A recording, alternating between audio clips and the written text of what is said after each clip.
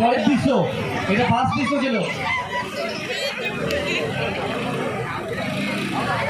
Second scene, ঘিরে ফেলেছে, লাভ বার্ডকে ঘিরে ফেলেছে চারদিক থেকে। কয়েকজন কুলাঙ্গার